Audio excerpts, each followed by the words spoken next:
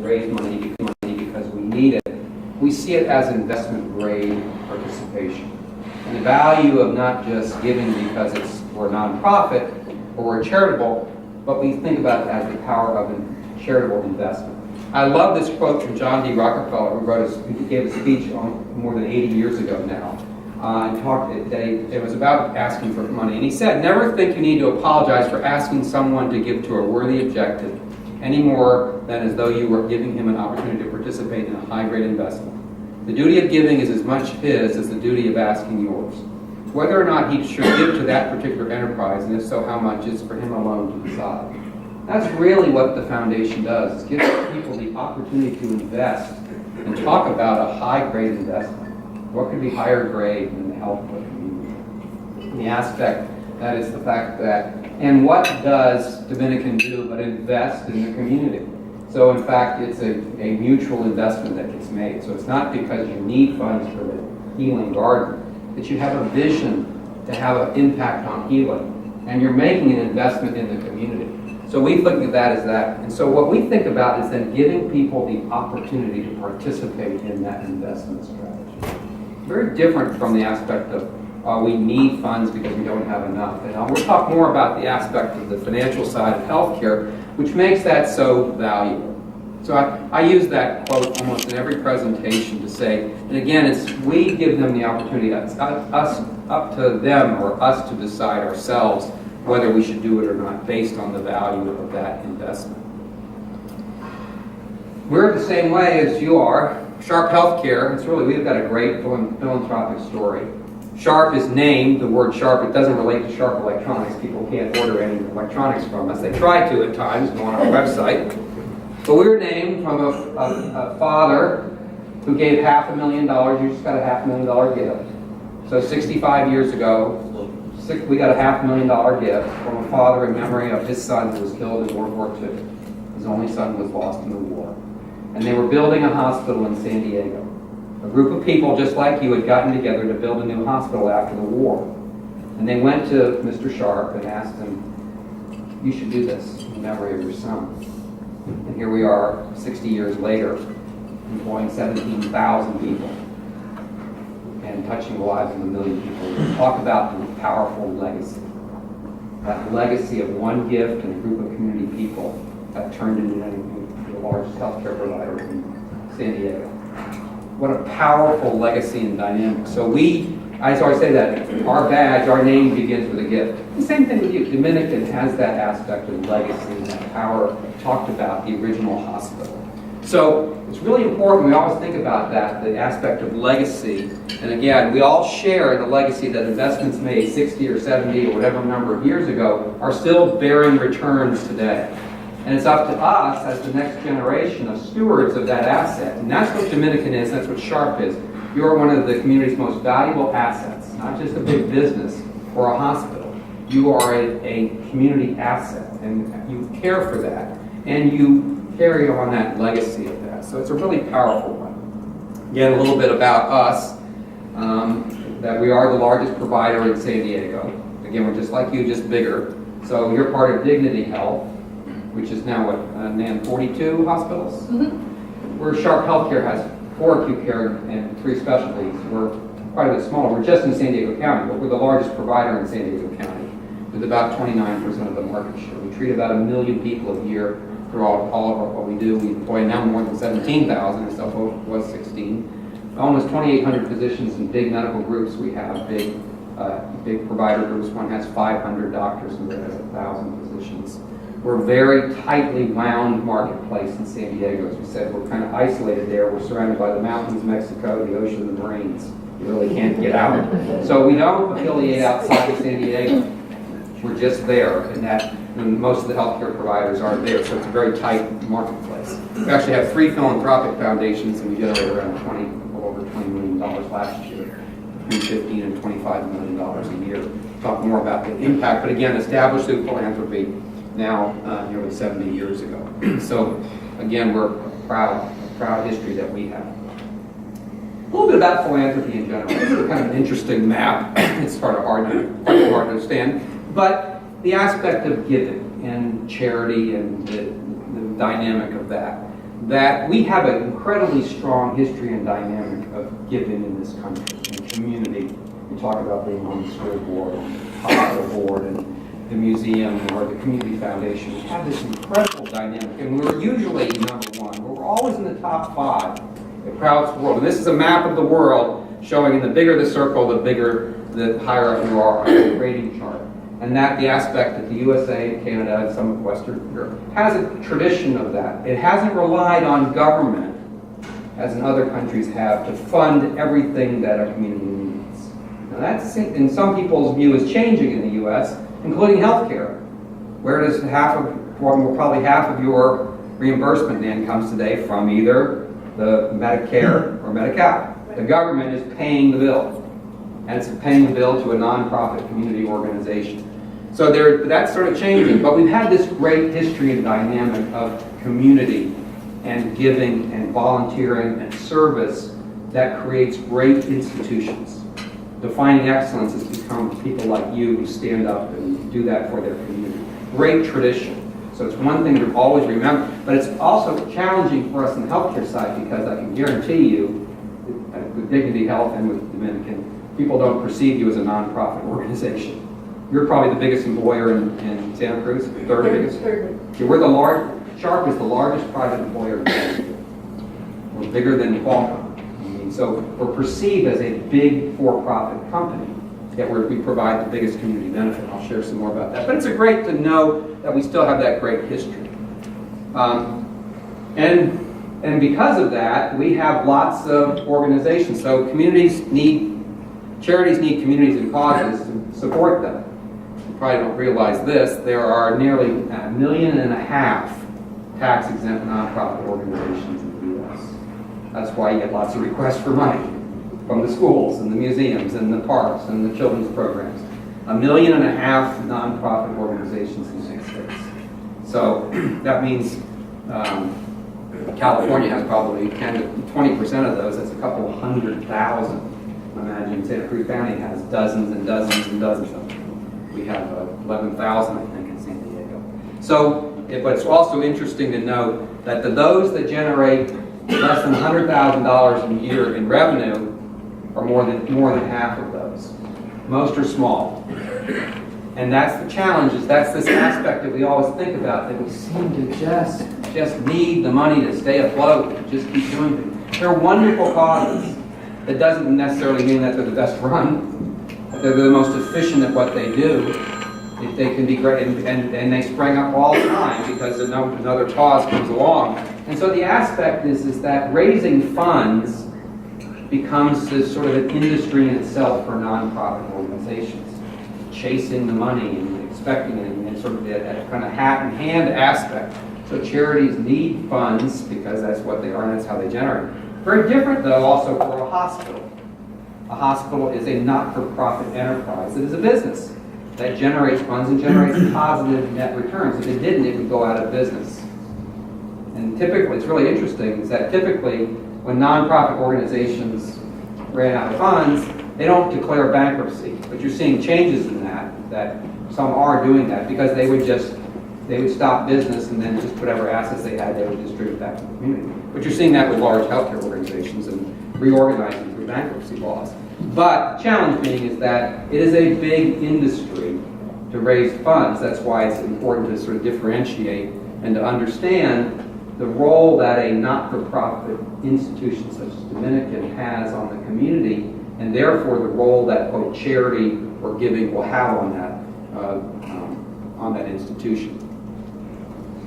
Might have seen this is that we always like to share this information about giving in America. Last year, giving totaled about $358 billion was contributed in 2014. Most of that is given by individuals. You and I do almost all the giving. It comes out, if you think of the individuals in this pie chart, you add the bequests that you get. You just noted that you're going to get $100,000 through a will. And even a lot of the foundation giving is family foundations. It occupies some 85 to 88% of all giving is by individuals. Well, one, that's where all the wealth is really held in the United States. It's not held in corporate treasury, it's held in individual shareholders who own those assets. And they And that, so in more than 80% of Americans, back to that aspect of giving is a hugely American dynamic. More so than any place else in the world, we have established an incredible tradition of giving in community and charity. And that more than 80% give each year. It comes out to about giving between 1% and 2% of income, is what on average people give. And now it's very different from giving from wealth versus income. We'll share a bit more about that. That's just about on average. Now, where does the money go? Religion is always number one. It has been. And I always say there's two reasons for that.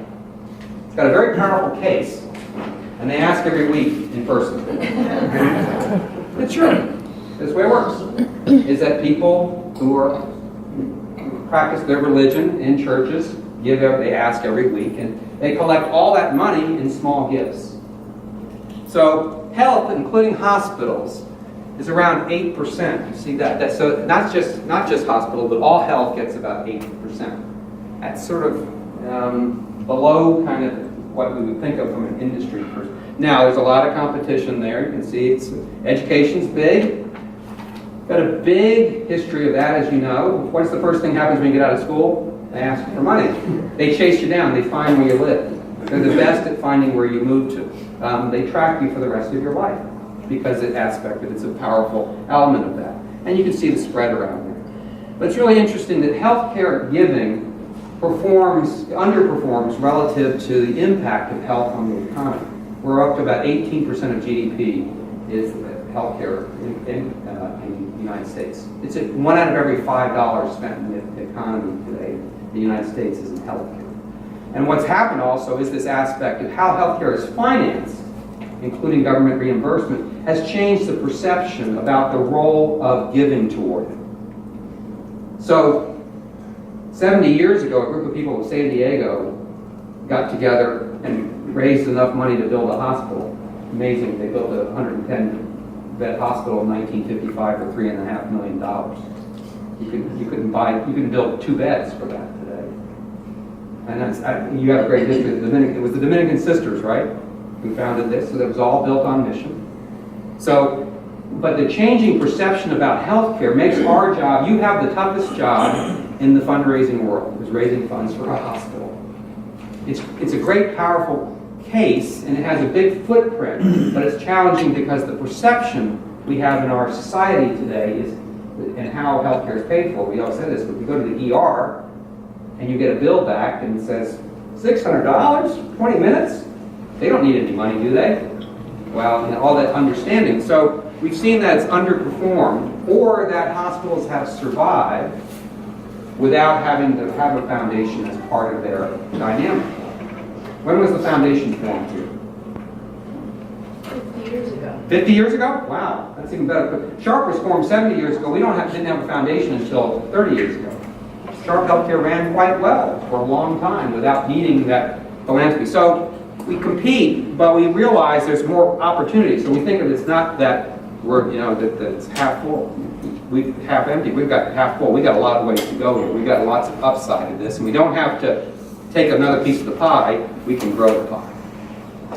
We've seen some improvement in giving across the country after the recession. You can see that downturn up there at the top, where we really had we struggled there for a few years. All the foundations did. It was severely impacted by the recession with that huge wipeout of wealth. A lot of nervousness right now in the last 2 weeks in the marketplace. We have some market advisors here that I'm surprised you're here, and maybe you have some good advice by the end of the day, because that uncertainty affects giving dramatically. People making long-term gift commitments. So we've had steady improvement since 2010 of the depths of it, and back up to we're actually succeeding that. But we've also seen down here, if you can see that even in the last year, you don't see growth across every single sector. The arts and culture and humanities really suffered after the recession. You've probably read about some of the bankruptcies and some of these. Now, people talk about some of those being somewhat luxury items as opposed to education or healthcare, not to sort of downplay that, but that does happen.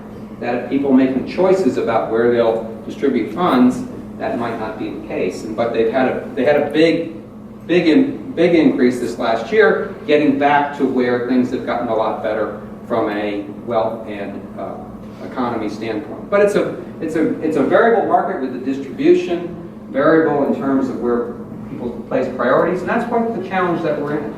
So we do compete, and we're in a very challenging dynamic in healthcare, and understanding some of the giving dynamic is really helpful for those of us who practice it every day. Why do people give? It's pretty straightforward. It's not tax deductibility. It helps, but that's not the reason. And it's the impact. I'm going to share more about that. They want to know what you're going to do with, and they want to see the impact of the gift. The most important thing you will do after you dedicate your garden is probably going to be a year after that, or 2 years, to go back to all those donors and share with them what the impact of that project had on the healing process, on caregivers. We opened a building up 6-7 years ago almost from a big campaign we did. Every year we go back to those contributors and share with them even patient satisfaction scores, saying, you made the difference for those caregivers on this floor for what you did. Impact. Curability is important, but the impact of the gift, not that it's a great cause, it's the impact of the gift is what they want to know what you did with their money. And even if it's sort of unrestricted, just the saying that, it found its way into lots of different things. So there's a big stewardship element of this we'll talk more about. And the role that we all have is stewarding both the donors and the money. We still steward relationships from 40 years ago because of the impact that they had then, just as much as that original group of conduct. There's drivers of giving, but impact is most valuable. Why people give. This is for our financial advisors. This is a topic we could spend the rest of the day on. Bigger giving comes from wealth, not income. That's why we saw the big downturn, and now we've seen it come back up, is the wealth effect. What happens on the wealth effect when it goes down and when it comes back up. We've generated tremendous wealth. Who knows if this is the right number, but it's a big number, whatever it is. And much of that will be transferred over the next 30 years. This is why the importance of, as mentioned, of planned giving with bequest in this professional advisors group couldn't be more timely than right now. And this chart here is saying they expect that in the next 30 years, 40 years, $41 trillion to be transferred across generations. And there's only three places it goes. It goes to the government, it goes to heirs, or it goes to charity. That's it. That's what happens when we go. And the work that you do today can have huge impact on the hospital in the future. And that's the aspect of legacy, is the fact that what decisions people make today and the impact it will have generations, people that will be in those chairs years from now, or even the CEO role years from now, will be the benefit of that. So we have to think about the aspect of working with people over many, many years and stewarding those relationships, because the greatest ability to give is not from income, that 1% to 2%. It's the aspect of wealth. You probably have heard about the giving pledge that Bill Gates and others have set up, that he's gone to all these billionaires to say, you pledge to give the bulk of your estate to charity when you die, that you should pledge this. And a number of them have taken that pledge. Some of us said, just give it now. And they're doing it now. They set up foundations and doing that. And you're seeing a lot of people do that today, saying they're going to spend their foundations down. And some foundations are going out of business, saying we're done. And we've done 30 years of work, and now we're going to distribute the rest of our assets, and we did a good thing, and we're moving on. But the importance is of a robust planned giving program, because we have this aspect of a huge amount of funds to be transferred in the coming generations. So again, it's important taking that long view. This is a scary number. The average user picks up their device 1,500 times a week. Some of them 1,500 times a day, like my kids. And it's being used for everything. Everything, including healthcare. We're using Follow My Health. You guys have a mobile app for your, not yet? Not yet, no, we'd like to have one. We just shifted over from our own, so this is Follow My Health. And they talk about how millennials and others, they don't want to go to the doctor, they want to see the doctor on their device. But what's happening, and this is the importance of understanding that philanthropy has a significant role to play in the use of technology in mobile devices, whether it's getting a wonderful patient testimonial and taking a handheld video of them and making it go viral. And sending it or a walkthrough of the healing garden. And that, they talk about now you can't do 5-minute videos, they got to be 2 minutes long. So they can watch them on the phone. That we've shifted our website has been redesigned for device usage, not for PC usage. The point of it as being, we all using it, you might get at the table right now going like this with your device, that's fine. But understanding that impacts the foundation, relationships, and taking advantage of it. Now, I was taught and trained, well, when you have a major donor, you should write them a handwritten note. Well, when the donor sends me a text in abbreviations, I'm not going to take the time to write a handwritten note back to them. It would take 3 days to get there. I'm going to text them back.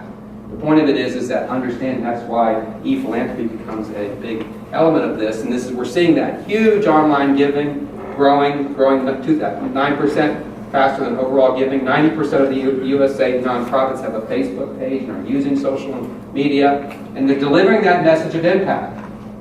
And who would have thought dumping a bucket of ice on your head would generate $220 million in about 3 months? The Ice Bucket Challenge. And actually, there were just some articles in the Chronicle of Philanthropy about researchers are now pointing to that event working toward breakthroughs for ALS. So, and you see that, talk about a chart of growth. This is amazing what's happening in year-end giving. So, having a robust e-philanthropy and online giving and a presence, not just the aspect to give, but what you can share and the messages you have. I got to tell you, my son plays football, and so he played a game on Saturday, and they have a program where it's called Huddle, and they film the entire game of the school, and then you can pick your player, your son, my son, and they do a highlight reel, like an ESPN reel, and then they post it, and then I can forward it, I can link it, and I can send it to my family. I never would have been able to do that before, not when I played 40 years ago. The aspect of just that aspect, you can think about the capabilities. So just think about all the things you do at the hospital and the capabilities that presents. The testimonials, the stories, the patient stories, the physician work, all those things, the abilities, and it's not less personal, it's actually more personal. You can sort of get in and you can connect with people. So it's just a huge aspect, and you kind of joked about someone's got a new title, e-philanthropy. We're actually hiring an e-philanthropy specialist for our foundation who will do nothing but that work. And the aspect, so again, there's lots of opportunity that we never would have thought existed before. Again, I mentioned this hospital history is strongly tied to philanthropy. That's another great element for us. The funding and building of community hospitals, in many cases, was tied to community or religion. You were started by the Dominican sisters. Nice little history you have on it's on your website. I was able to read. September 1941, responding to a request by the Monterey Bay Area Diocese of the Catholic Church, the Adrian Dominican Sisters of Adrian, Michigan took over 18-bed Hamley Hospital on Santa Cruz West Cliff Drive. Oh, a great little history there. I bet a lot of people in your community don't know that, right? They don't know that great, proud history. That's good to put into a nice little piece and send it to people. But the point of it, you should always remember to sort of incorporate that in your message. We have this great, proud history of community. People came out here from Michigan to help make this hospital. Look what they did.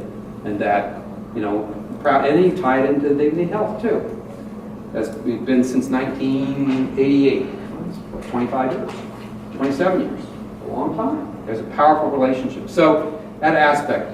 This is a bond issuance in 1954 when they were building the Sharp Hospital, and it was issued by the Lutheran Hospital Society of Southern California. They were actually the underwriters of our first debt at Sharp Healthcare. We raised funds, but we had needed the funds up front, so we actually borrowed money that we got, and we also got Hilberton money to build the original hospital. So we were actually affiliated with the Lutheran Hospital Society of Southern California, which no longer exists. It's gone. It was Santa Monica Hospital and California Hospital in downtown LA, where there are three, in Sharp, where there are 3 hospitals. They ran us for many years. Their executives they were like a dignity type health program, but they were started from a religious organization. So when you see Methodist Hospital and Presbyterian Hospital, it was those mission-related organizations, and they had the availability of financial resources. Many Catholic hospitals came as a result of the Catholic diocese, and those ordered, they could raise the funds or had the funds to make that happen, because many community hospitals, now California have district hospitals where the districts were able to tax. What's your closest district hospital here? I don't know where they build. Over in Santa Clara? Yeah, we don't have one. You don't have one, or in Monterey. No, and Salinas Valley. Salinas Valley. That might be our closest. Sharp actually has a district hospital. Grossmont Hospital in the East County of San Diego is a district hospital, and they lease it to Sharp, and we manage it. Many district hospitals can't manage themselves, and they need to affiliate with larger partners. But that was the only way other way you built hospitals, was you taxed yourselves to get the funds to build it. And they were built, so what a great proud history we all have, and I think it's always important to remember that and to use that as part of our messaging, that we're all part of this great legacy, and hospitals have this unique dynamic that we just didn't get here because some big organization dumped out a whole bunch of money. Now there are for-profit hospitals, in fact a number of them established by physicians that operate. About 3,000 of the U.S.'s 5,000 hospitals are not-for-profit hospitals. So again, it's great to be able to incorporate that in some of our messaging about this proud community history that we have. And it's unique. It does make us unique. I mentioned this about giving to healthcare. This is actually giving to hospitals. Again, approaching about $10 billion, we estimate that hospital people giving actual gifts to hospitals, not just health. And this again went down, it's come back up. It equates to about 3% of that pie chart. So only about 3% of all giving in the U.S. is for hospitals. And the median for a healthcare foundation is about $3.2 million. Now you're raising anywhere from $1 million to $2 or $3 million a year. It's variable, it's all over the map, but it's really most about what hospitals and foundations organize to do. So we're hopeful that we can see that chart move up as well, because when we think about the impact of healthcare on our communities. So let's talk a little bit about any comments or questions about giving, philanthropy, any aspects of that we just shared, or anything want to know. It's just important information, I think, to have and to know of, again, what makes us unique in what we do in the aspect of community. But I've always said is never stop telling the legacy story of what you have. There's probably throughout each decade there are just powerful stories and vignettes of the impact that the hospitals had, and people along the way, like your stories, that were there to help, build this part of the hospital and do that, because those will send a signal to others in the future that there's somewhat of a responsibility to be the caretakers of that legacy and that asset. Yes, sir. I have a question.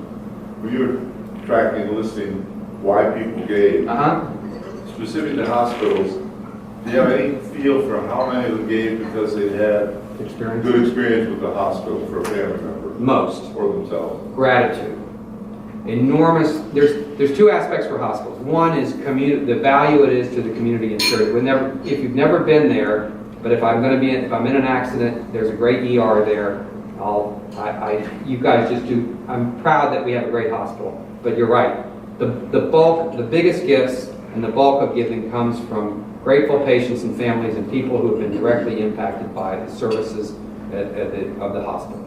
How much of then of your Sharp effort is almost all of it targeted to that group? That's a great question. So you saw in that chart, we treat about 1 million people a year.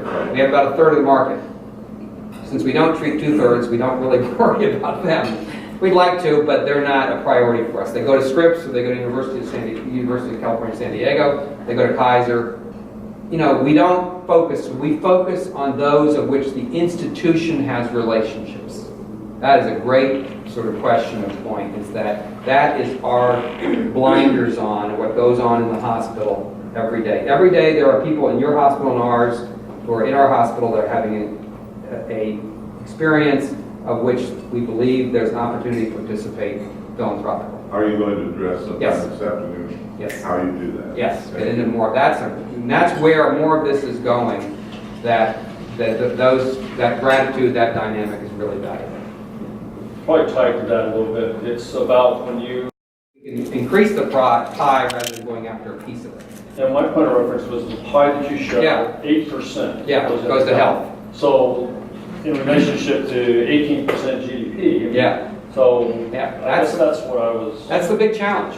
You know, and I think that's the big challenge we face is that people look, especially as you need to tell them. That's what sort of gets in that, to start to differentiate, to get out of that. But you raise that's the ultimate sort of conundrum. How's that gauged? Is that a tax benefit or is that? What's that? How is that measured? The tax benefit? Yeah, it's measured as uncompensated care, charity care, and community benefits. How's that number come together though? Oh, you calculate it by, you know, what people who don't pay you, and they come to get your care, people who don't pay you enough, and then screenings you do in the community benefit programs. You take that mobile clinic around, the mobile clinic, that's a community benefits program. You don't get paid back enough to operate that, right? Anything. Now you all funded it, which is great. So you are accruing a benefit to the community through that mobile clinic. That's a benefit. Now, you don't pay taxes, income tax on your earnings because of that. Now, that's what you heard Grassley talking about. He's been going after hospitals because hospitals make money. You do all right. You made $30 million last year? What do you do at $30 million? Reinvest it right back in the organization. Sharp made $250 million. We pour it right back into the organization. No shareholders get rich by it. But that's a good question, and we'll talk a bit more. That's really important now. When you think about having discussions with people in the community, you need to have this kind of ammunition in the Q&A and the FAQ about the value of the Dominican Hospital in the community, this community benefit program, it's the impact it has, you know, on the community, and that's what makes us so unique in the work that we do, that we aren't like other not-for-profit organizations. So that's an important element. We'll get to more of that. Good questions. So a little bit about the foundation. I did a research, so this is great. I checked your website out. That's a great word there. Together we plant healing courtyards. Nice. You actually have a rotation of images and pictures on there. But, you know, this is, again, that's just a great way to sort of think of that. This is your community, your hospital, and your future. Let's get together to keep Santa Cruz healthy and strong. Nicely, now, all the things that you do. So what it is that the power of philanthropy to transform. That's what a foundation really does. And that's why the alignment is so important with the hospital. The hospital and Dominican and Dignity can transform healthcare in the community. The foundation has the power, the opportunity to help facilitate that transformation. Through gifts and through investments, whether it's a healing garden or it's a mobile clinic or it's a new OR suite, whatever it might be, it has the power and the ability to do that. So you possess great power. We'll talk a little bit more about the role of the foundation, but that's great. So, you know, again, forward that link of your webpage to folks so they can make sure they can read the stories and hear about that. So I commend you for that. Power to transform. I want you to study that chart. But thanks Beverly for sending that. That's your history. It's pretty cool. Down at the bottom it says 55,161. So cumulative total amount of money that the foundation has generated since 1977 is $55 million. That's pretty cool. So you now, and you put probably most of that back into the hospital over the years. So you've generated between donations, grants, deferred gifts. There's your bequest, and there's an opportunity for the professional advisors to help in that area. Events, there's your playing golf. By the way, if you want to come down to San Diego, we have 5 golf events a year. If you want to, we only get into golf. We do a lot of that. And there's your investments that you have from the assets you have. So from all that total up, so you've had $55 million of revenue. There's a story in itself. Where has all that $55 million gone? It's gone to mobile clinics and healing gardens and other projects over the years. A great legacy, a great story of impact. And you had good distribution of your revenues. You haven't relied on any one single source. The question becomes, can we work to improve, enhance all of those sources? So again, if you think about that $55 million has impacted the lives of thousands of patients, families, and caregivers. another part of your story. You've got a great story, your founding, you now have got, $55 million of impact over the last 40 years. Great, those are great power. Then what happens is people say, I can be part of that future. People give to the future, but they're impressed by what you've done. And the question, you've been good stewards of those assets. Is that what you said? You have about $13 million in investments? Now those are all still to be distributed. They'll go someplace, right? 6 million is endowed. Endowed. The rest is. Right. They'll go someplace. They'll go someplace. She's got an earmark. Yeah. But what's really important though is to make sure that we are communicating, and including the people, there's probably people back here gave money back to this part here that we need to make sure we're doing good stewardship for. So that's an important, but that's great, 4 decades of impact, congratulations. You gave me this chart, I'm not quite sure what it all means, but we worked on it this morning. The point of it is you've got a lot of things happening at the foundation. You mentioned that, you're all in different committees and work that you do. A foundation isn't just a fundraising arm, does a lot of different stuff.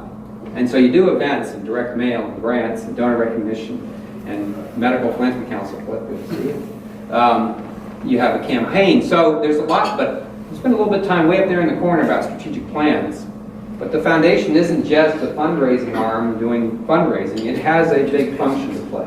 One of the things I talked to Beverly about, maybe we can kind of clean this up in the coming months and get it a little bit more organized. We just did the same thing in our foundation, and we've actually streamlined our organizational chart because you just do a lot of stuff in a foundation. I think that's it. But again, you've got a lot of things happening here, and even though you might sort of feel like a small foundation, you are a big operation. So, but I'm not going to try to decipher all that today. That's quite a bit to think about. Okay, it's hard to read this, but I'll share it with you. I'm going to have a copy of all of these slides, of course, for everybody, and we'll do some follow-up to give you some perspective. But this was a report the advisory board did about 10 years ago now, one of their first reports on philanthropy. But it said if you wanted to have a culture of philanthropy in your foundation institution, you had to do certain things. In franchising your constituencies, getting information, partnerships, and cultivation, and supporting them. Well, we talked about position-led agenda. We're going to talk about that tonight. But the positions, back to the aspect of grateful patients and families, as well as the clinical initiatives, they help us determine and create the case. Here's where we are today, trustee strategic planning retreat. Making sure that you are comfortable in your roles and the aspect of that. Financial accountability for the development office, identifying prospective people, how to focus on that, the role of the executive, Nan's role there, position fundraising education. The aspect, now it gets to your point, back to your question about, this is a lot of internal work. Working with physicians and executives and identifying people and coming up with a strategy and the initiatives that will drive. So what we're talking about here is philanthropy at Dominican, not just the foundation, across the enterprise. So we'll get into more, but you're seeing, rather than just the foundation raising funds because you're charities and designing a fundraising program with a gala and a golf event and direct mail, we're really looking at leadership, physician leadership, and strategy about where is Dominican going and the role the foundation will play in achieving your vision.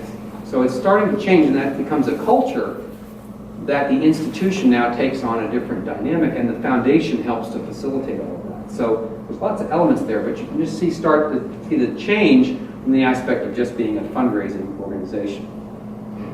Another publication, we'll get you a copy of this to have, that you possess unique roles and power, what this document said, what no one else can do, the trustee's vital role in healthcare philanthropy.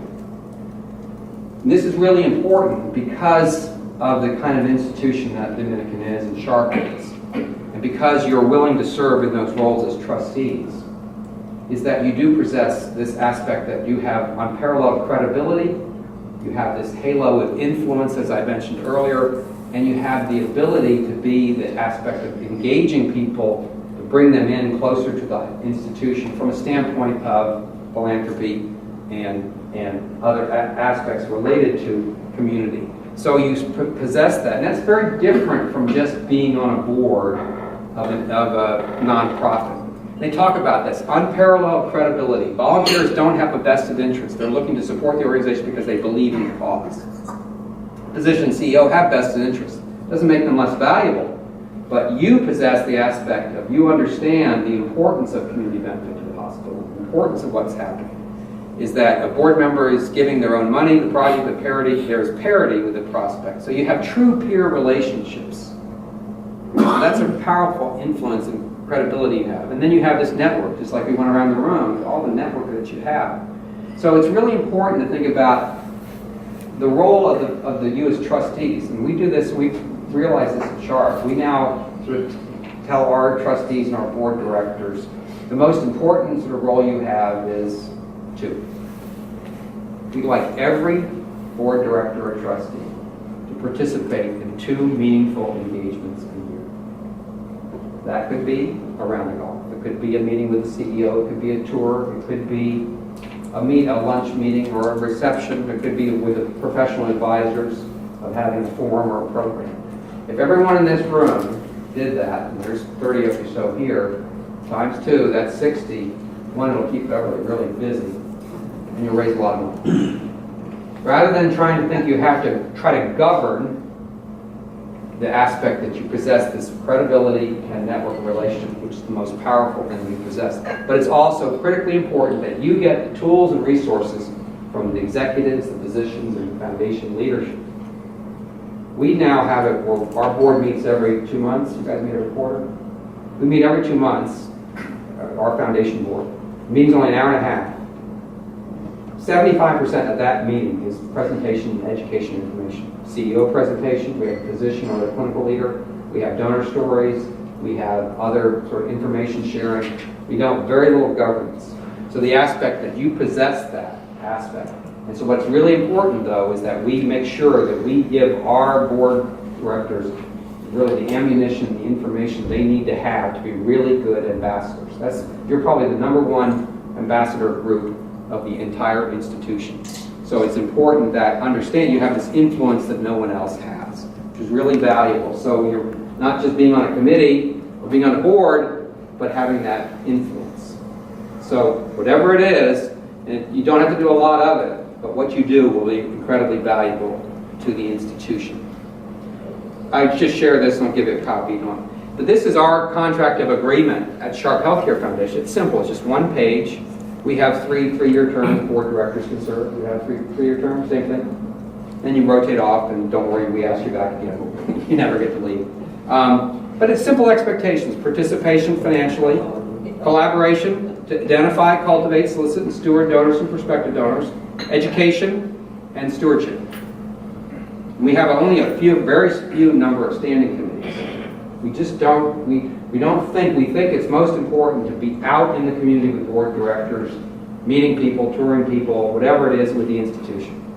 We want to show off and showcase, it's the aspect of taking to see what's happening versus trying to sort of govern this institution. Even to the point, because we're strategically aligned, our foundation does not do a lot of determining where the money goes.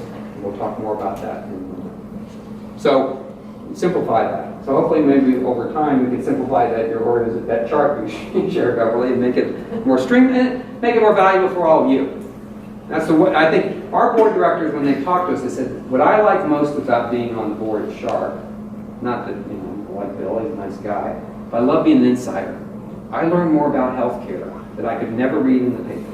I could never learn any other way. I get to see the CEO. I get to go behind the scenes in the NICU. I get to learn about, even how the Affordable Care Act is working. I never get that any other way. I feel I think that's really important. So that's one of the first things I did when I got this report is I went right to the system board of directors and said, you just have to understand that because we're facilitating philanthropy, but you have a responsibility because you're a steward and you're the beneficiary of it. And so we need that partnership is really important. So I think that's an important element. And as you go forward and making sure there's great opportunities to collaborate there. I've used this slide a lot, and not to put Dan on the hot seat, but this chart shows back to your point also about where you sort of focus your efforts. They surveyed big donors in healthcare, 147 gifts of $1 million or $2 million or more. And they asked, where was the influence of that gift? 75% of it was not Beverly or me. It was the executive, hospital CEO, like a university president. What's the number one job of a university president? Raising money. Physician, care, relationship, board members right there too, and someone else. Someone else could be, could be anybody in the community. But the point of it is, 75% of the relationship, the influence comes from outside of the development shop. Although Beverly asked a lot of you to be on the board, the aspect that you, the hospital CEO, and physicians, including operating board or governing board members, possess the influence with the biggest donor prospects in the community.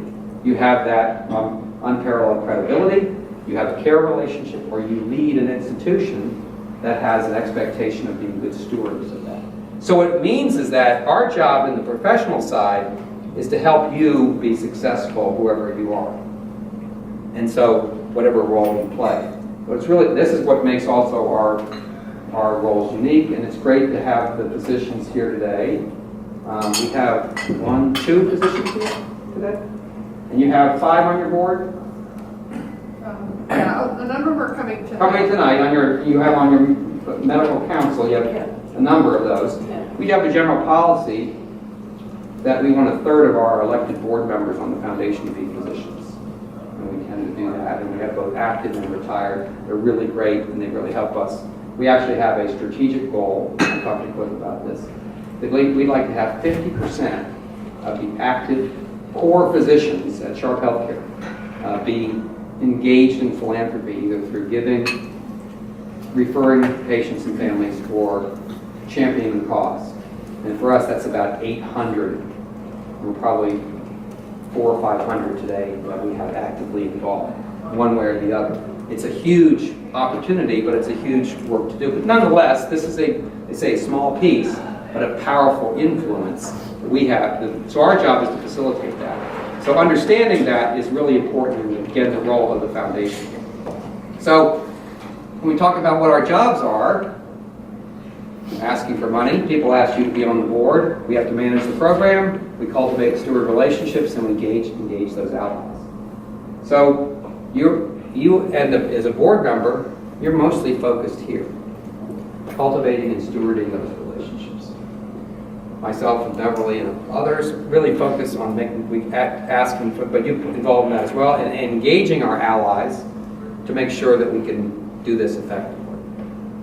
So again, you need to feel comfortable and confident in your role in being able to engage those allies. Talk about the history, talk about the legacy, the impact, the projects, the aspects, what's happening to the hospital, what's happening in healthcare. That's why, again, the aspect of all the information. I thought you did a nice job with some of the materials that you sent me on the myths. Hits and myths. Hits and, what is it? Hits and myths. Hits and myths that I got, which was great. This little document here about what sets Dominican apart in the county, what's its relationship among the Dominican Center and Watsonville, who are the physicians that work there. I mean, information like that is really valuable, and I know it's a lot to go through. But that's part of the presentations that you make in the aspect of cultivating those relationships. So again, it's our job to sort of manage all of this, but again, to be able to focus your job in the aspect of cultivating and stewarding is the #1 role, and that's what we talked about that. And then the aspect of that, understanding that in fundraising, it is pretty simple. Now, they talk about, where they raise a lot of money in religion because they ask every week.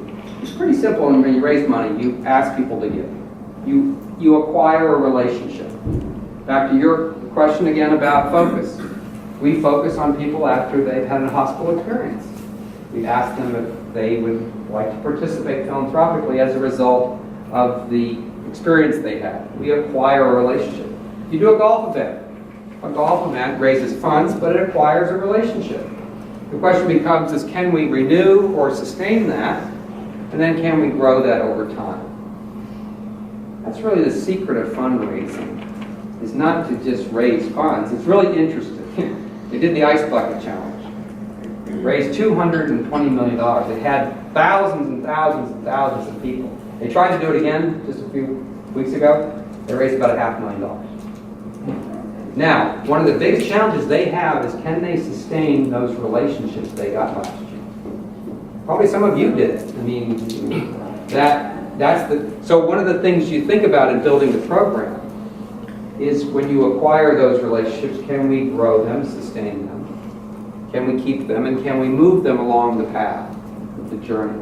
So even the people who come to events or come to a group program, what step are they along the way? So that's really what we try to design the program, is the aspect of can we bring new relationships in, can we retain them, and can we grow them? The survey, I saw a recent survey that said 50% of the people who give to an organization only give once. They get a request in the mail, they get asked by somebody to do something, and they do it once, they give to the Meals on Wheels, and then they move on to something else. Not that they didn't want to, but it's just for various reasons. So we need to focus on that aspect. So that's what a foundation does. It works to acquire, renew, and grow. It's really interesting as they looked at this chart too about where we focus our efforts in the healthcare world. So here we are in college, right? First thing they do when we get out of college, they ask us for money. Give to the alumni fund. You can give $10 a month because you don't have any money. But they start there. And the aspect, well, a lot of what we do doesn't take place until after people are older and have healthcare experiences. Now, with the exception of childbirth, a lot of people don't access healthcare until they're much older. That's good. We keep people healthy. Good for us. So the aspect, though, is that's why we have to think about our relationship with people at different stages of their giving life. One of the reasons why we don't get as many, and maybe the professional advisors could help us here over time, you don't see as many bequests in healthcare for hospitals because people have done their wills by the time the hospital might become an important element in their life. Right? I mean, it's just, they talk about people make their wills when they get married, when they have their children, when their children get old is when they amend them, change them, when they become adults. Oftentimes, the hospital isn't in their frame of reference at the time when those plans are being made. Makes it more challenging. That's why, universities get a lot of requests because people say, well, I'm going to give it back to the University of Virginia. They did good by me, I'm going to give them back the money. So it's, yes, sir. I have a perfect example. Okay. 10 years ago, a very great client came to me for Littlejohn, and she said, Edison, I've got no heirs, I've got no one to leave anything to. I'm thinking of giving it to SPCA, the national organization. My response was, why not help someone locally or an individual? And she said, that's a great idea. Today she's 93, never spent a day in the hospital. She's in the Dominican hospital right now for the first time. And she's prepared to make a $500,000 donation to the foundation. But it's all going to depend on how she's treated today.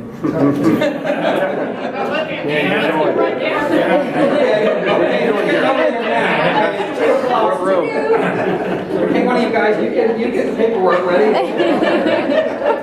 So, what would you say right now? Because when we're done here, I'm going to go down and visit her, but all it takes is one bad meal.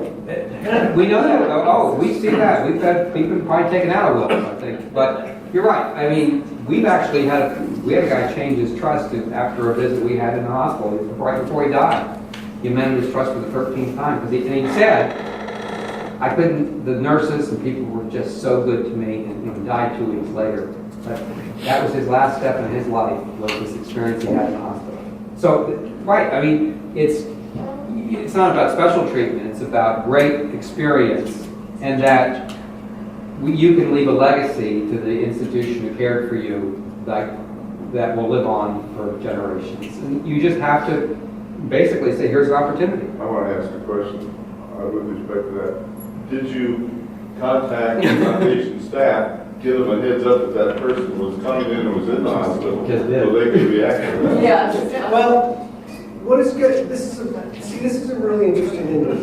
Some people don't like to be handled, and they don't like the disingenuous. I'll come and glad. Yeah, I'll come and set you You up. have to have real relationships. Right. The thing about this administration is, if I call patient services or I call ministry, they're more than happy to step in, just to go in there and say, is there anything I can do for you? That alone will have a huge impact on their stay. Just peeking your head and saying, That- is there anything I can do for you? That's a great point. That's what actually I do. If we actually figure people out in the hospital. I'll That's why I was call the asking CEO, the and you're good. I'll call the CEO and say, you need to stop by and see this person. Of course. And then what I'll do is I'll come by and say, yeah, look, we've got to be appropriate and all of that.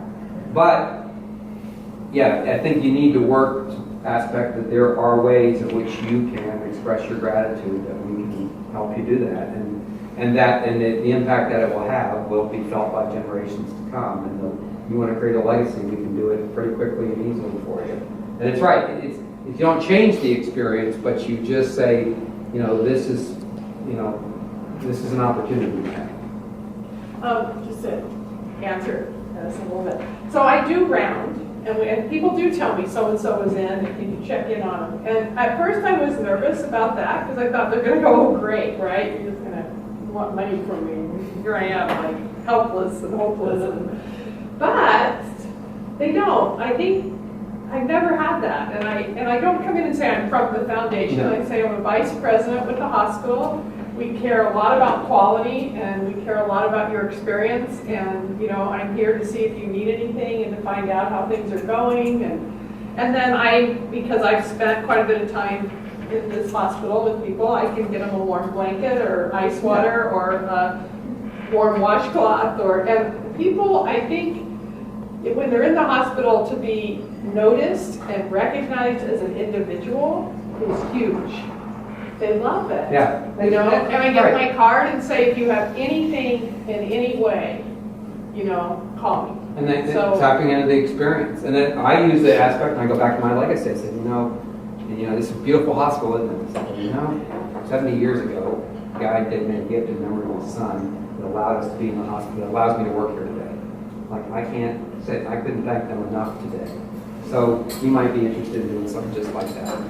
There's lots of, but you're right, you've got to make those connections. But the aspect is that, hopefully the healthcare side has some opportunity there. And that's where I think also the advisor group, the professional advisors have lots of opportunity to, just be able to provide various options and information for people that might be helpful along here.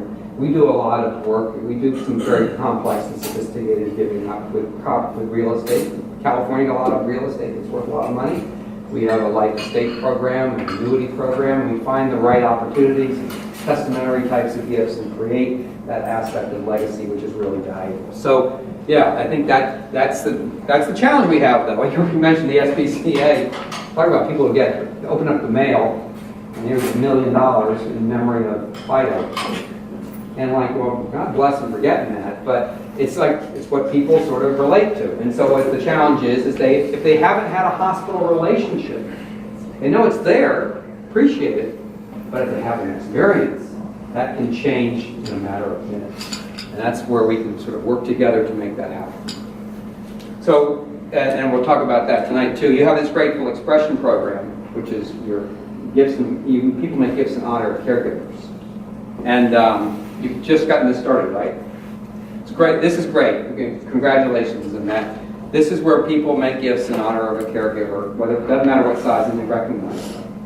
We've been doing ours for about 10 years. We've done about 50,000 what we call guardian angel gifts. We have physicians been recognized 300 and 400 times now. Talk about aspect of just this wellspring of gratitude just explodes. That we're doing like 5,000 of these a year now. These are patients and families saying thank you to Sharp through their physicians or nurses or other people. It's just an incredible expression of gratitude. It's not about the amount of money. It's about the aspect that we love this hospital and we want to give back. We want to say thank you to the doctor, thank you to the nurse. This is we've seen a nationwide explosion of this aspect of saying thank you, gifts and gratitude. And so we market that extensively, do lots of work on that. This is a book we do it for you guys here for Doctor's Day. So this is Doctor's Day for 2013. This is a list of all the physicians who've been recognized over the course of the year and all the names of the people who recognize them. Page after page after page after page. And we give this to the doctors, and they get to see it. Some of them go, I can't believe this guy got a lot more than me. But it's a testament to great care and a lot of generous people in the community. I don't know any of these people, but they're part of the Sharp family. And today we're cultivating these relationships.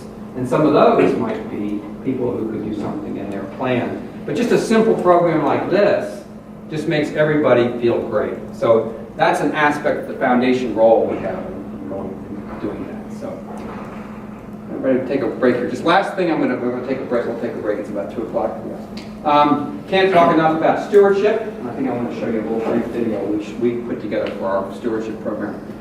You got a stewardship as a priority, like I mentioned. You've got 40 years of history. You've got to steward the donor and the dollars, the money and the people. We have a standing committee of our board that is for stewardship, that we plan our stewardship events. We have leadership around that. We have a formal plan. We really work to steward people effectively. So that's a really important element, the aspect that we can't thank people enough. We need to recognize them. I mentioned some of the recognition that will go on in the garden. Not just naming opportunities, but also the membership and the sustainability of that. Being good stewards of the asset is really important. So I thought I'd show you, and we'll take a break after. So we put last year, so what we did is that we, instead of doing a big annual report, electronic annual report, and we did a stewardship video that we linked to that annual report online. So I'm going to turn this. And just a nice little piece that talked about the impact of philanthropy. And we sent it to all of our donors. Rather than send them a fancy color report, we sent them a video and electronic report.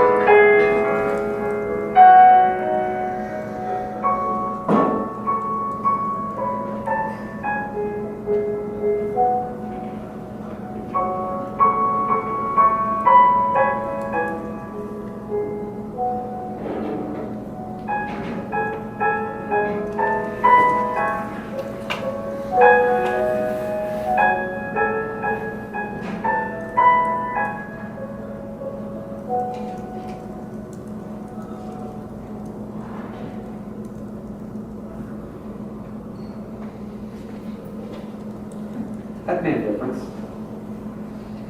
It's just simple as that, and that's all about impact, the impact of what we do. And all of those programs were funded by philanthropy in one form or another, all that you saw there. And then the report had it all listed out, all the details of all of that.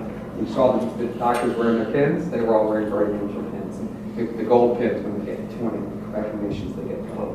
So that was the aspect of really changing the dynamic of the aspect of the power of the role of the foundation in transforming the healthcare market. So we enjoyed sharing that, and it's made a difference for a lot of people. So let's take a quick 10-minute break or so and your question. Hugely transformational. I have this brief from 2008 now, it goes back 7 years, where they actually wrote, that Moody's wrote a briefing on financing of hospitals and healthcare systems, how they did their rating evaluation. And for the first time, they included a section on governance and external support. That was the first time in their rating of debt ratings for hospitals they'd actually addressed that issue. And they talked about the availability and sustainability of a reliable source of funding outside of just their operations or borrowing. And so they really talked about that in the management and governance section, that they would highly rate those institutions that had an approach to aspect of thinking about the impact of external support going to have on their institution. And it's true with Dignity as it for Sharp. Hospitals, we carry about $750 million in debt at Sharp Healthcare. We finance a lot of our major projects through debt. We operate and the rating of that debt means our interest payments. And so it has a huge impact on us. So this aspect of sustaining philanthropy performance is not just annual fundraising. We looked at that big chart. So now you have to be able to think about not just this next year, the annual campaign, the next decade, the next 5 years, the next horizon of the institution. And so sustaining is important, not just annual fundraising. And now we have to do it in an environment of massive change with the Affordable Care Act. There was a report out last year that said in the next 5 to 7 years, 1,000 of the USA's 5,000 hospitals will merge or close. And as Naomi noted, it's almost all due to financial impact. Almost all of it. It's not because there's too many hospitals in the marketplace. Just because they aren't making money. You can't survive as a hospital. You can't be a nonprofit hospital and stay open if you don't make money. You go broke. You have to close. So there's lots of merging going on, acquisition systems merging with systems, well, some of it mostly for financial. But so you have this landscape that's hugely challenged. And so we have to think about, can we sustain philanthropy as a key element of Dominican's vision for healthcare for its community? And that's a really important element of that. And that advisory board, this is a healthcare research company which we all participated in, they said about the sustainable enterprise. That's why this aspect of acquisition, retaining relationships, stewardship, legacy is important. We chase around the annual fund all the time, the annual campaign. We have to think about being much more thoughtful about sustaining long-term. So long-term sustainability is the key to healthcare philanthropy. Sort of, we asked that question, I could ask it to Dan, I said, look, if would you have me do a campaign to raise for the money for the garden for the next year and raise $2 or $3 million, or could we do a 5-year effort that would generate $15 million and the leverage that could have? I'll take door number 2, Alex, or then I will take the second. And that's where we think about the aspect. And so the ability to develop those relationships becomes critical, but the case has to evolve as well.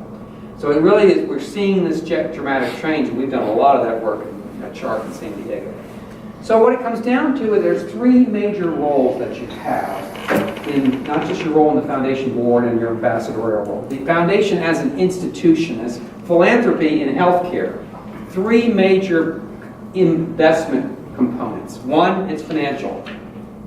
There's only 3 ways we make money in healthcare. We earn it, we borrow it, we ask for it. That's it. So you leverage all of those. Asking can leverage against the other 2. You borrow money, you make money. There's nothing wrong with making $30 million. You need to make that every year anyway to survive. But the aspect of that, you can leverage additional dollars through asking and earning and borrowing. So it has a financial investment quality. Down here on the micro, the individual side, the foundation can connect the bonds between the caregiver and the patient. Back to your story in the back. It facilitates the gratitude expressed between the recipient and those who provide the care. The great work that the hospital does. So the foundation is a great facilitator of gratitude relationships. Lastly, it is often the best vehicle to tell the institutional story, not marketing Marketing is about sort of enrollment and branding and all that, but it tells your story of where you're going and how you're going to transform healthcare in your community. It is the articulator of the case for support. That's why you need the ammunition to do that. So the powerful, you invest meant through financial investment, individual and institutional investment.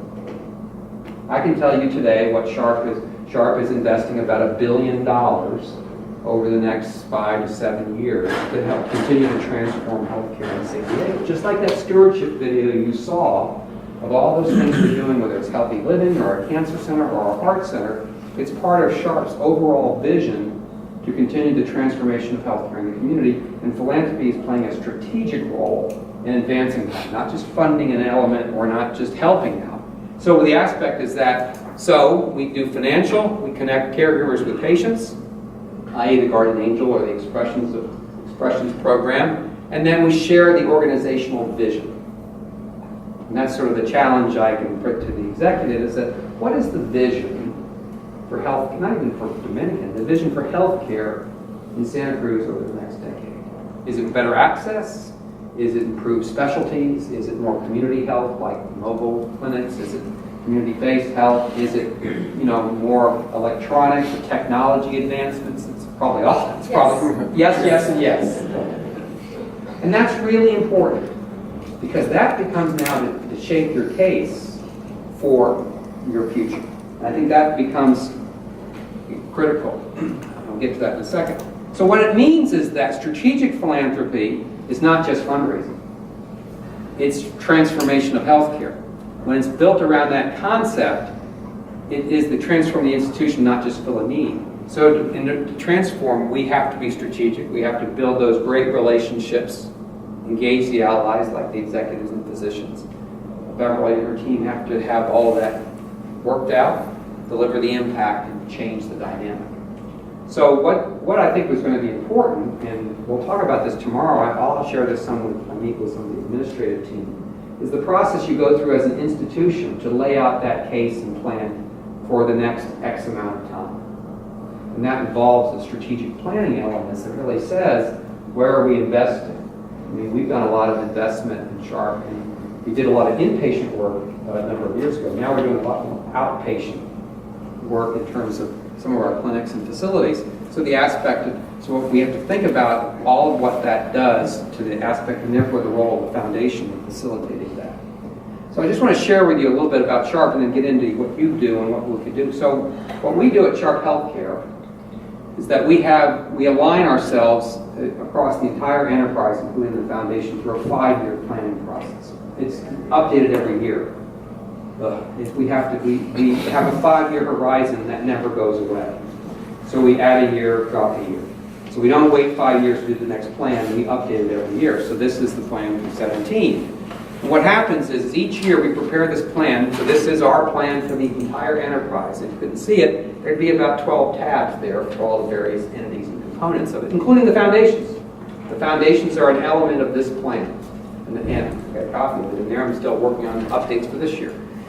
And we have that. And then we have a 5-year capital operating plan, which is the money plan. And and there's 3 elements of that plan over here: earning, borrowing, and asking. It finances the strategic plan for the institution. So this lays out, this has got everything in the kitchen sink in it, of what our vision is for healthcare, whether we need a new facility for rehab, or we want to do more community-based programming, or we want to do navigation and heart care, whatever it might be, or improve access or electronic records, it's all in there. And it totals up to a lot of money. Then over here is how we're going to pay for it. What's really important, though, is that the foundation has found its seat at the table. And that each year we make our 5-year projection of cash distribution, not funds raised. I talked with Beverly about that this morning. So we actually have a projection of the amount of money that's going to be generated by our foundations and transferred, not just raised, but transferred over to the institution to help pay for the strategy that Sharp Healthcare has. And that becomes our case for support. So that we've worked at this. So every year we continue that. So now what we do is we then our job is to take this This is something we would never give to a donor. It would put them to sleep in like 45 seconds. It's this thick and it's full of charts and it's boring. But it is. It's the roadmap for our future. And then we finance, and then we work to finance. And that becomes, we take that and put it in collateral to share inspiring messages, like you saw in the stewardship video, to ask for funds. So we become that other, in this piece here, we take that strategy and put it into a great, powerful message to the community in a presentation format and tell people this is the vision we have for the future. So one of the things is you want to think about is that you have this project that you're really focused on today, which is the Healing Garden. But I also ask, what's next? And what's next after that? And what's next after that? Or what's next in terms of a bigger, comprehensive opportunity to have for that? So, for example, this is a great piece you have here. I saw this piece that you're exclusive to Dominican Hospital, the only facility in Santa Cruz County providing heart attack care, neurosurgery, stroke, cancer treatment, life support for premature babies, and the mobile wellness clinic. That's great. And I'm sure, from a strategy standpoint, you've got a lot of objectives here, right? That you could probably, we're going to do this, and this, and this, and this. But it's going to cost X, Y, and Z.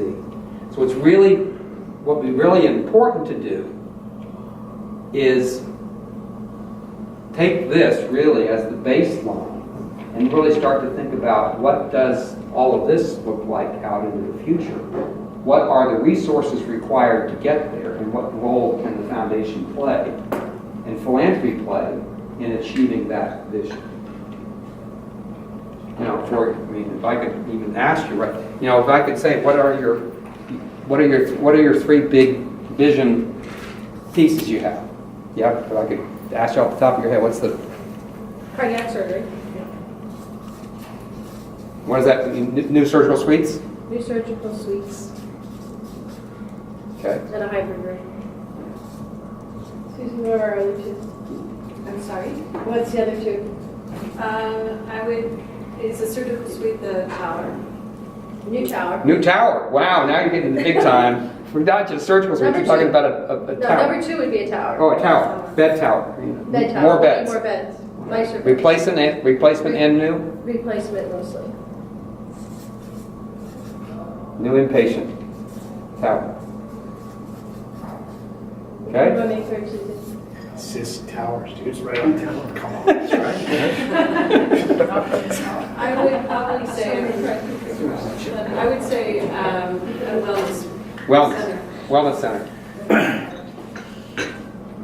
Is the tower like a building? Or? Yeah, Yes. that's a building. Well, what's a tower? And a big expensive So a building. building How many with stories? new 3 stories. It's got at least 27. How many beds? 3 stories. John says. How many beds? Another 100 beds. 100 beds. 100 beds and 3 new, and then new ORs. Aren't you gonna have to put most of your acute care there because of the earthquake rules? Yep, you got seismic. We have Everybody has, but we've been, 100 beds. They talk about in California, the cost per bed is between 2 and 3 million per bed to build. Per bed, 2 to 3 million per So bed. we'll cut down on the beds and we'll just do the ORs. And a few But that's where you get into the aspect of this becomes enormously Correct. expensive. Also in that inpatient tower, it provides space to enhance emergency room services. There's a lot of Oh, things there- within that tower. You guys need to come to San Diego sometime. We're happy to host you. And we'll take you on a tour of our new facility. It's like a hotel. Yeah. But it's not ornate, but it's unbelievable. And the people say, I want to stay here. But the other thing We about don't have it, that problem. the other thing about it, when you walk through there, it breathes philanthropy. We named 175 spaces in that building, including the building itself. And it just, you just feel like this community loves this place. We put in 40 million of the $200 million cost of that building. And it shows. But it's not just new beds, it's the transformation of healthcare. It will be a completely different experience that people will have.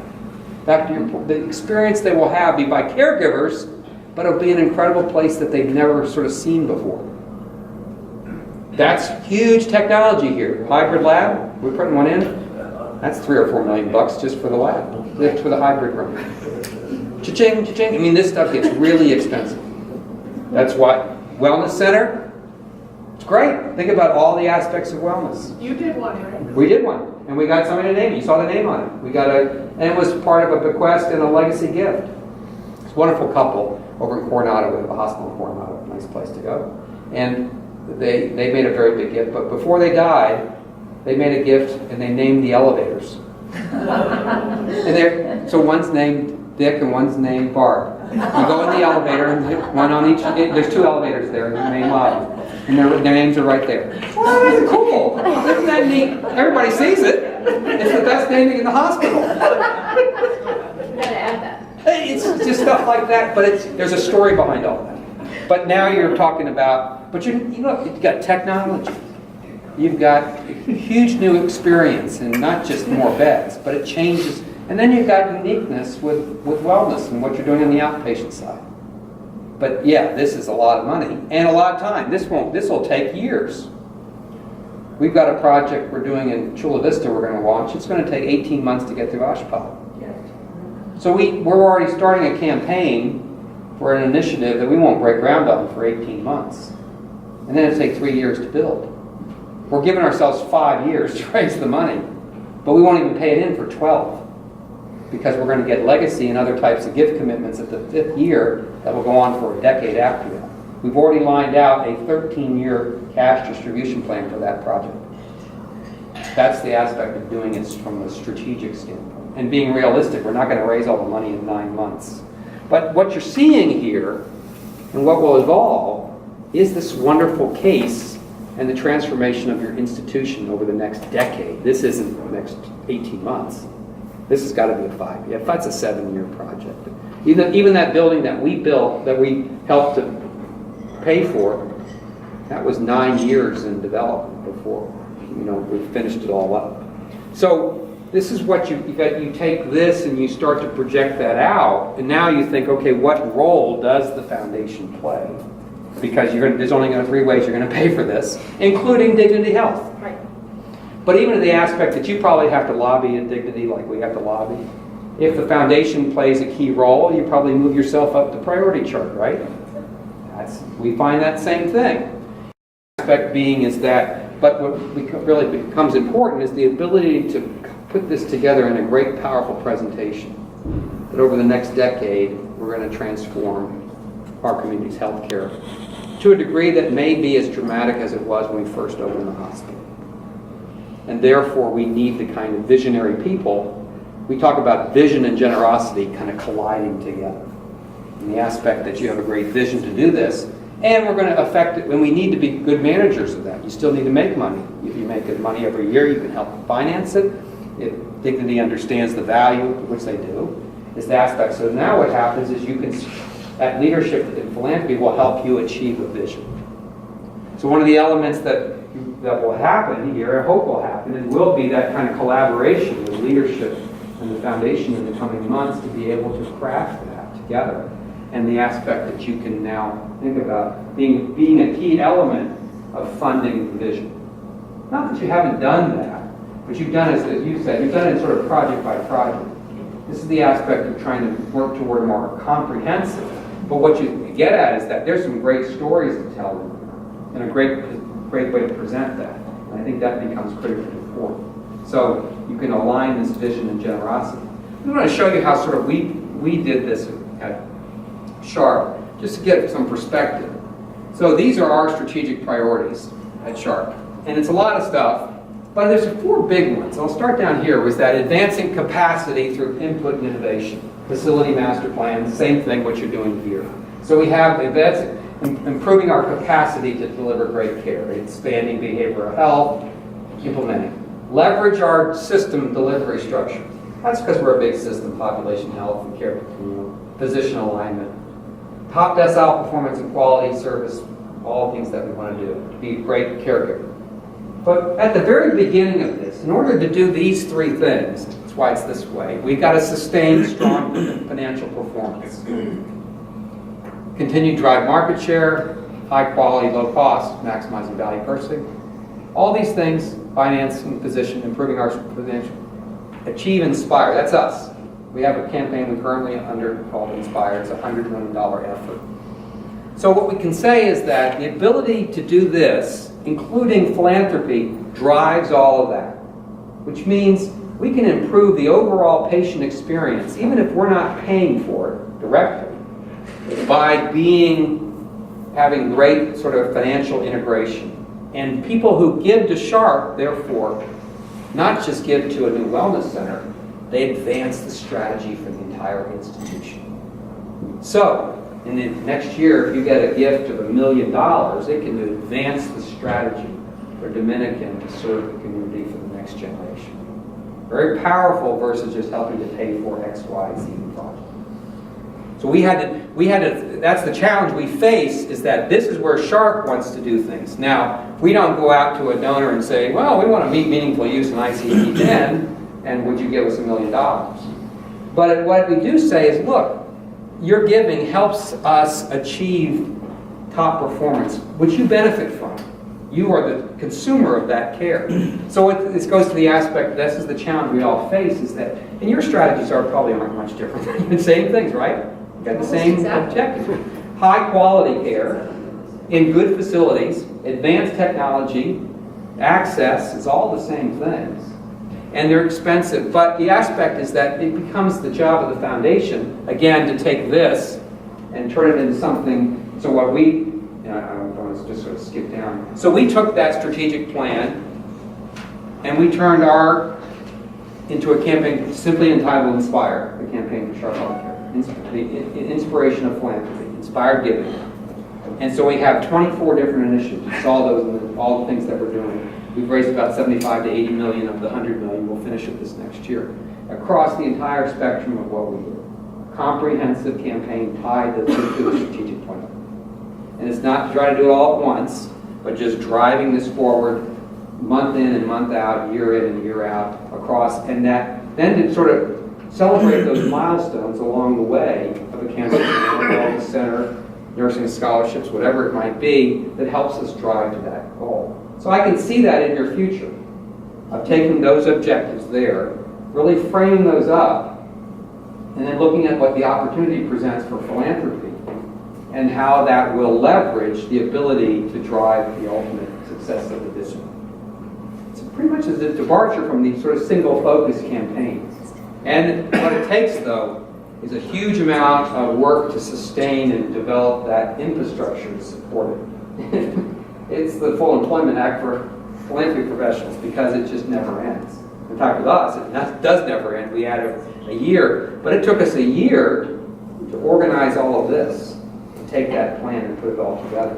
But I see we have great opportunity in sort of taking this and taking that and really working at that, and just envision at some point in the future, in a place like this, of having a great presentation that just articulates the next generation of care centers. That's a really powerful dynamic. Yes, sir. Of that 100 million, do you have a rough idea of how much will come from patients who've had an experience with the hospital versus outside grants and stuff? Yeah. Probably 75% would be from internal sources related to the hospital. Whether families, patients, family foundations related to patients, probably in that ballpark, roughly. And it'll be a mix between cash gifts, pledges, and deferred gift instruments.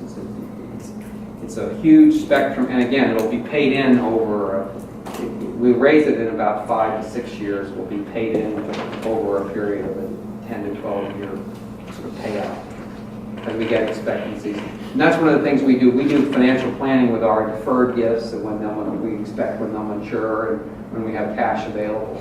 Because this plan that we share, this is a cash plan. So we really drive that dynamic of making cash. And I want to show something.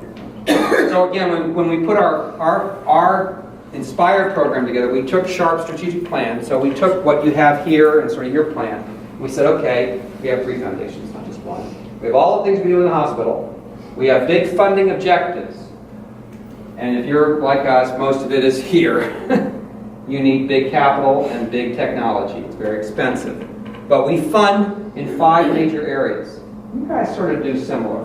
We fund for capital, We fund for technology like robotic surgery, programs like navigation programs in the NICU. We do clinical research and professional education, and we do nursing scholarships and workforce development.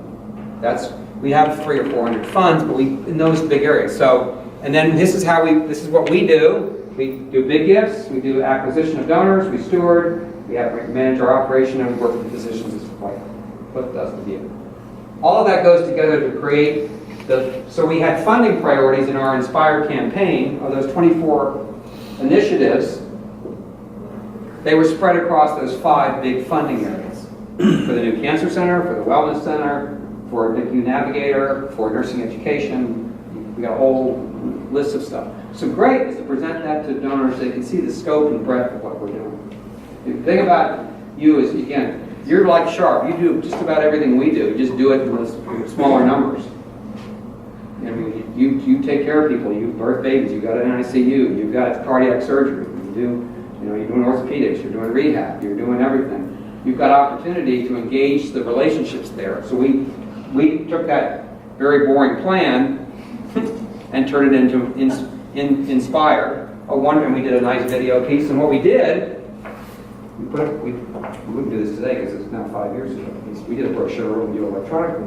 We did a nice piece, and what we did is we took those 5 funding areas and we had 5 stories of inspired people. And we highlighted. So here's a couple who had twins in the NICU, they're old now, and they made a gift to the NICU Navigator program. And we told their story. And they give we changed we didn't use capital or technology, we used caring, leading, learning, growing, and building. So we just told stories of learning, and we had these great, and we do that every board meeting today. We highlight it in all of our, as you saw in the publication. So the aspect of the Inspire campaign was the inspiration of philanthropy being shared by patient testimony. You asked the question, and these are people who have been touched by the care of Sharp Healthcare. So you have those too, and so we work with our advertising agency and our marketing to recraft the message, to change the sort of aspect. So one of the things you'll want to think about doing is, you have this today, what's next? And can we incorporate what you have in your plan with this aspect of a powerful story to tell and the impact you'll have on the institution? So we spent a lot of time putting all that together. And that has been been very valuable because it's been allowed us to, and we've really worked with the board members to make sure they have the ability to do that. And so I just share. So we've distributed, so what we do every year is we've distributed between 11 and 15 million in revenue. So this aspect is the actual cash distribution that we've made and our revenue. So it's about 70 million over a 5-year period, and that sort of keeps going forward on and on. So and it's funding today between 12 and 14% of the annual capital plan. So in that 5-year plan, our foundations are funding between 12 and 14% of that every year. Now I put that in perspective. So that capital plan it's between 12 and $15 million a year in distributions. Well, there's 17,000 people who work at Sharp. There's only 30 people in the foundation. So those 30 people, along with the board, are helping to put together 12 to 13% of the entire annual capital budget. That's a powerful leveraged piece. That's a big demonstration of the power and impact of philanthropy.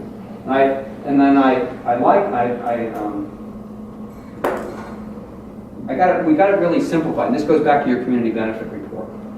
We got down to the elevator speech. I think you guys can do the same thing. So we said, okay, let's put this all together in a simple kind of message. Community asset, value. So our foundations in the last decade have distributed $140 million in cash back to the institution. We don't give it to any outside organizations. We give it to ourselves.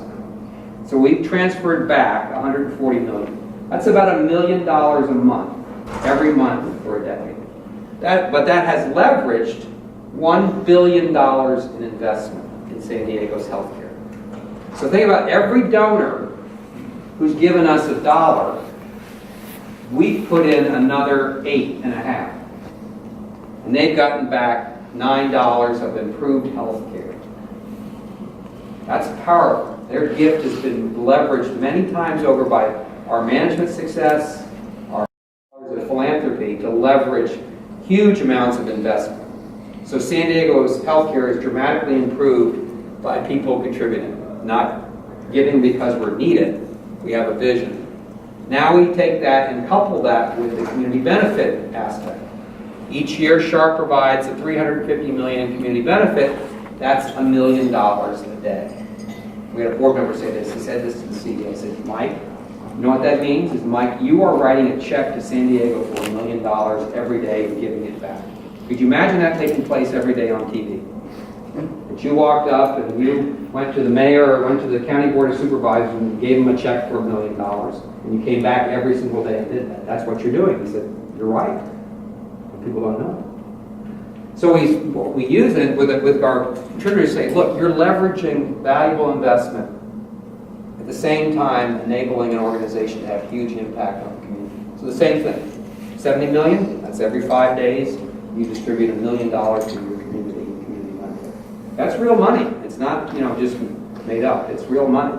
And whatever the foundation puts in is leveraged. So you can envision that, all that coming together in this aspect of what your investment plan is for the future. I think that this is where more and more organizations are going to. And I think it's a huge opportunity. And it really changes the dynamic of the aspect that our contributors are now shareholders. They are truly investors. And it's investment grade giving that you really participate in. So that I would sort of recommend that you really look to try to incorporate this, because it sounds like you have some great projects on the horizon.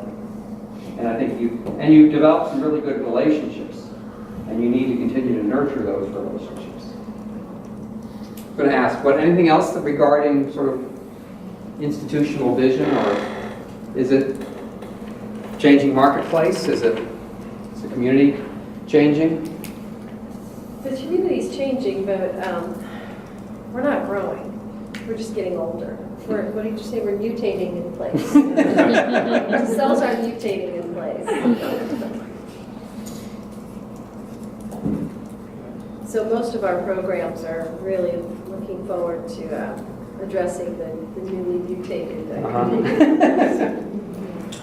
Yeah, those are our big ones. What about the women's? Why, is that going to mean you're going to have to deliver fewer babies in the future? Potentially. We're not growing in the baby department, but we still like delivery babies a lot. The Women's Center is a potential. I don't know what it looks like. The Women's Center is something we've been talking about. We just don't know what it looks like yet. Mom and baby. Yeah, I mean, we're doing the same thing. We have an enormous women's hospital delivering 9,000 babies a year. An enormous NICU, but we've been looking at what do we do about the GYN side, as well as the entire comprehensive women's health program. And so we've put together a philanthropy council to kind of address that. I'm going to ask, if you think about your vision, what are your big challenges? Is it access to capital? Capital. And regulatory issues, trying to keep up with all the new regulations. And seismic. Regulations. And physician recruitment. And staff recruitment. Okay, all the above. I think the other thing is that we're pretty much landlocked where we are. Yeah. So we don't have a lot of... That's our biggest challenge. That's the biggest challenge in San Diego is that with 2 to 3 million a bed, there's no way you can acquire land as well unless somebody gives it to you. It's just prohibitively expensive. We need a hospital in North County, and there's just no way we can do it because it would be cost. Palomar Health down there built a big they built 300 beds. It cost them about $1 billion. They're just swimming in debt, and it ain't working. They're going to have to find a partner.